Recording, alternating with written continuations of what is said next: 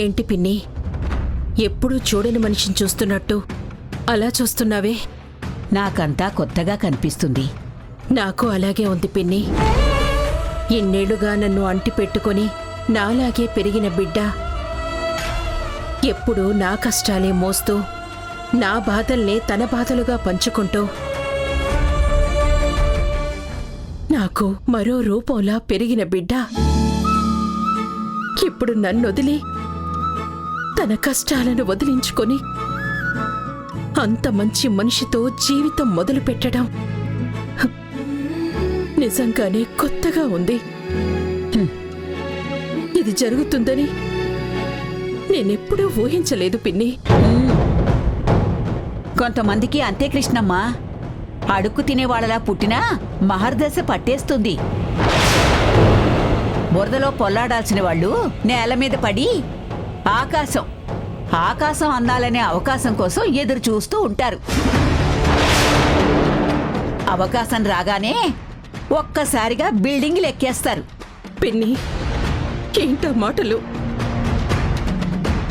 వారాహి బురదలో దొరికిన అమ్మాయి కాదు. మరెక్కడ దొరికింది?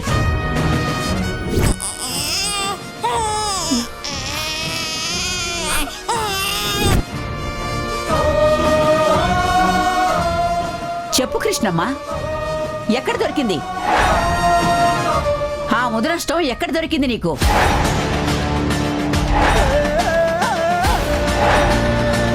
రేఖ లాంటి మహా అదృష్టవంతురాలు ఆ అమ్మాయికి దక్కాల్సిన భాగ్యాన్ని కూడా లాక్కుని ఈ జ్యేష్ఠాదేవి నీకెక్కడ దొరికింది?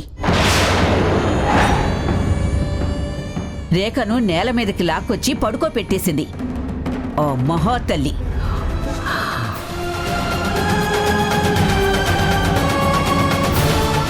దుర్గమ్మ దగ్గర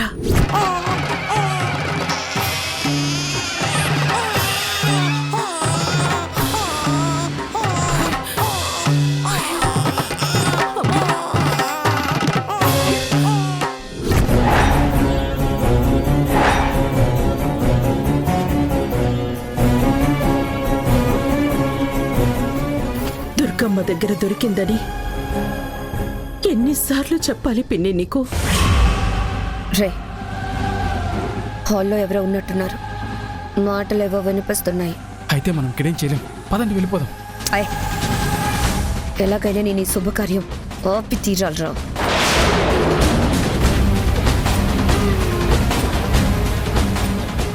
అంటే నీకు నిజం తెలిసినా నువ్విదే మాట చెప్పాలని నిర్ణయించుకున్నావన్నమాట.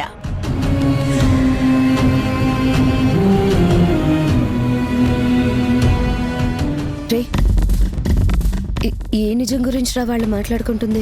వెళ్ళి కనుక్కొని రానా మేడం? లేకపోతే నాకు మాత్రం ఎలా తెలుస్తుందండి? పిన్ని, ఈ విషయం గురించి నువ్వు నన్ను ఇంకొక మాట కూడా అడగద్దు.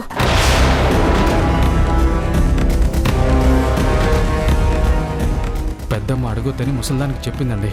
ఇంకా నిజమేంటో మనకు తెలిసే ఛాన్సే లేదు. పదండి వెళ్ళిపోదాం. మనం వచ్చింది శుభకార్యం ఆపడానికి రా. మనం కాదు మేడం, మీరు. అదే, దేనికైనా ఒక క్లారిటీ ఉండాలి కదా.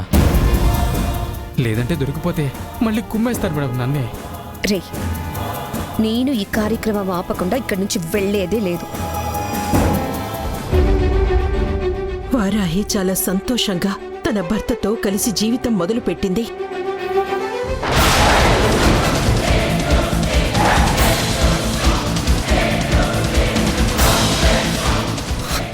మేడం, ఆపాలనుకున్నది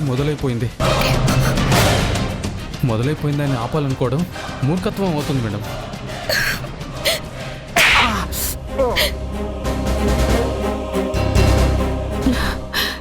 ఇంత సంతోషకరమైన వేళప్పుడు అనవసరంగా మనసులు పాడు చేసుకోకూడదు. వెళ్ళి పడుకో. ఆ మాటలు పెద్దమ్మ మీకు చెప్తున్నట్టే ఉంది కదండి.